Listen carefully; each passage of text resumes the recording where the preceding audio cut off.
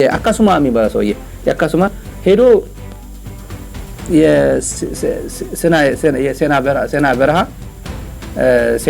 ሴና ኦሮምኛ ሆኗል የግብጽ ማለት ነው እና ባረንቱም ታቆት ወደ ሱዳን ከትግራይ ማለት የአክሱም በዓል ስለሆነ ነው አክሱም የኛ ነው ብሏል ይሄ ሰውዬ። ወደ ኢትዮጵያ ወደ አሁኗ ኢትዮጵያ እና ኤርትራ እንምጣና ቀይ ባህርን ጀምሮ እዛ አካባቢ ሰፍሮ የነበረ ኦሮሞዎች እንደነበሩ ታሪክ ይናገራል። ብዙ የነጭ ታሪክ ጻፊዎች ጽፈዋል፣ ሪፈረንሶች አሉ። ቦታው ላይ ደግሞ አሁን አሻራው የምትፈልገው የምታገኘው አለ። ለምሳሌ ባሬንቱ አለ ኤርትራ ውስጥ።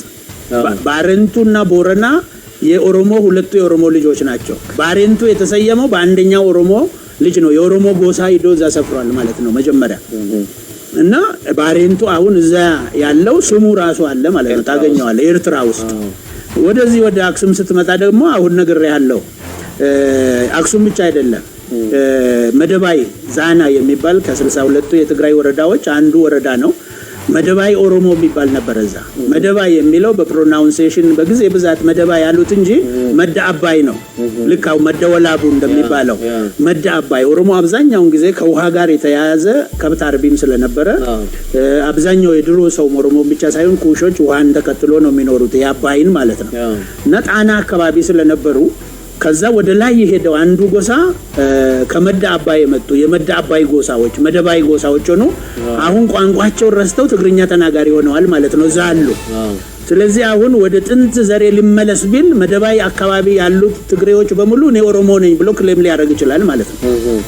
አክሱም አካባቢ ያሉት ኦሮሞ ነን ብሎ ሌላው ቅዱስ ያሬድ አሁን በኦርቶዶክስ ውስጥ የሚታወቅ እና ታዲያ እውነት ይሄ ትልቅ ነገር እኮ አስታራቂ ነገር ነው። ኦህዴድ ይሄን ዶክመንት አድርጎ ለምን በይሄ ስነ ጽሁፍ ቆነ ተረት ሚዝ ካልሆነ በስተቀር ለምንድን ነው ታዲያ ኦሮሞን እየበደለ ያለው? ትግራዋይ ኦሮሞ ከሆነ መደ አባይ መደ ወላቡ መደ አባይ መደባይ ለምንድን ነው የመደባይ ህዝብ የሚበድለው ታዲያ? የአባዱላ ልጆች ምን ለምንድን ነው የሚበድሉት? እስከዚህ ድረስ ከሄዱ ማለት ነው ማለት አንዳንዴ ይሄ እኮ በጣም ዘናጅ እኮ ነው። እንደ ቀልድ ኮሜዲ እንዳይመስል ብዙ ሰው ኮሜዲ መስሏል። ኮሜዲ አይደለም፣ ሲሪየስ ነው። ሲሪየስ ናሬቲቭ እየሰሩ ነው። ባረንቱ የቦረና ወንድም ነው። አንድ ጎሳ ናቸው። አንደኛው ጎሳ ወደ ባረንቱ ሄደ። ምክንያቱም ጠባቂዎች ለም ሳር ውሃ እየፈለጉ የተወሰነው ጣና አካባቢ ነበር። እነዚህ ደግሞ ጣና ደግሞ ሄዶ እየተከተሉ መደባይ ሄዱ። ዛና ወደ ትግራይ ቆም ወደ መሃል አክሱም አካባቢ ሄዱ እና ጠቅላላ ትግራይ ኦሮሞ አረጉት።